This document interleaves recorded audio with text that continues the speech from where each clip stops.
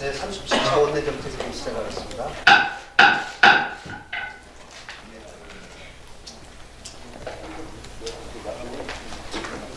어제 국회 본회의에서 시급한 민생법안 중 하나인 미세먼지 관련 9개 법안이 통과됐습니다.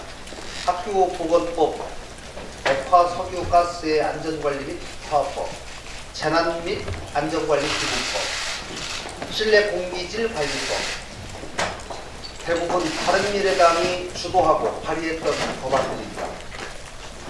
언제나 민생과 국익을 앞장세우는 바른미래당이 있었기 때문에 미세먼지에 관한 신속한 처리가 될 수 있었다고 생각합니다.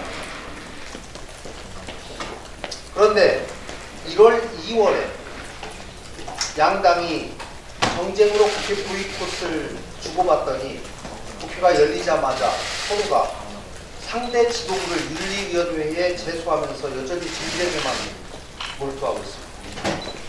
양당은 싸우기 위해서 국회를 열어놓은 것이 아닌지 생각될 정도입니다. 양당의 자제를 촉구합니다. 제발 냉정함과 이성을 찾아주십시오. 미세먼지 관련 법안 외에도 민생을 위해 해야 할 일들이 산더미처럼 쌓여 있습니다. 탄력근로제, 선택근로제, 취재임금 개편안, 바른미래당 균형 잡힌 자세로 협치가 정착되도록 국회에서의 역할에 최선을 다하겠습니다. 양당도 지나친 정쟁을 멈추고 민생을 위한 국회 운영에 협조해주기를 바랍니다. 지난해 초중고생들의 1인당 사교육비가 역대 최고를 기록했습니다. 이는 우리 공교육이 무너졌고 그 기능을 상실했음을 확인해주는 것입니다. 또한 문재인 정부 취임 후 22개월 동안 보여준 교육정책의 실패와 난맥이 그대로 드러난 것입니다. 지난 12일 정부는 국가교육위원회를 구성하여 추진할 것을 확정했습니다. 문재인 정부 교육부의 계속된 실패와 책임 돌리기로 인해서 한계에 직면한 교육지책이라고 생각됩니다. 하지만 교육위원회가 제2의 교육부가 되지 않을까 걱정이 큽니다. 그렇지 않아도 옥상옥 논란만 남긴 대통령 직속위원회를 폐지하지 않고 있는데 교육위원회는 그 수준을 넘어서서 대통령 소속의 합의제 행정위원회로 올려놓았습니다. 실제 교육부와의 역할과 기능 분담에 애매함이 적지 않습니다. 중립성과 독립성에도 의문이 있습니다. 교육위원회 위원 중 절반 이상이 친정부 인사로 구성될 수밖에 없는 구조입니다.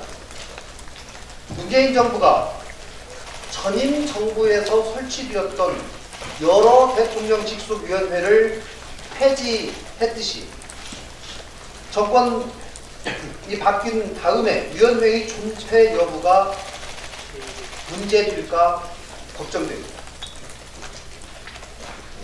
정부는 교육위원회 설치를 위한 관련 법률을 국회에 제출 준비하고 있는 것으로 알려졌습니다.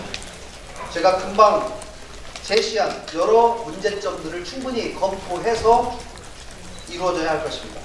무엇보다 중립적인 교육 전문가와 야당의 의견이 수렴되어야 할 것입니다.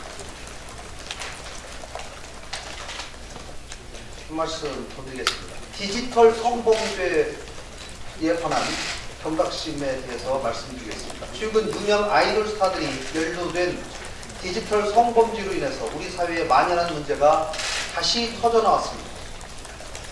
디지털 성범죄가 단절되지 못하는 것에는 솜방망이 처벌 때문이라는 지적이 적지 않습니다. 또한 디지털 성범죄는 사후 처벌도 중요하지만 사전 방지가 더 중요합니다. 이미 범죄물이 퍼진 후에는 피해 당사자와 가족들은 인생과 생활 자체가 뒤 흔들릴 만큼 큰 고통을 겪습니다.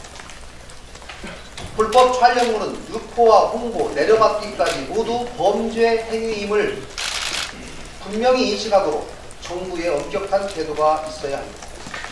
범죄 과정에 관련된 사람 모두에게 엄중한 처벌이 이루어져야 합니다. 특히 1차 유포는 물론이고 2차 유포까지 엄연한 범죄로 다뤄야 하고, 이에 대한 국가 차원의 철저한 감시 체계가 있어야 합니다. 이번 악성 디지털 범죄 사태를 계기로 우리 사회가 철저한 각성을 함께하는 계기가 되기를 바랍니다. 바른미래당은 불법 촬영물 유통 근절과 가해자의 법적 형량 강화, 피해자 지원에 적극 나서겠습니다. 이를 위해서 각 상임위에 계류되어 있는 여러 관련 법안들부터 신속하게 통과시킬 것을 각 정당에 요구합니다.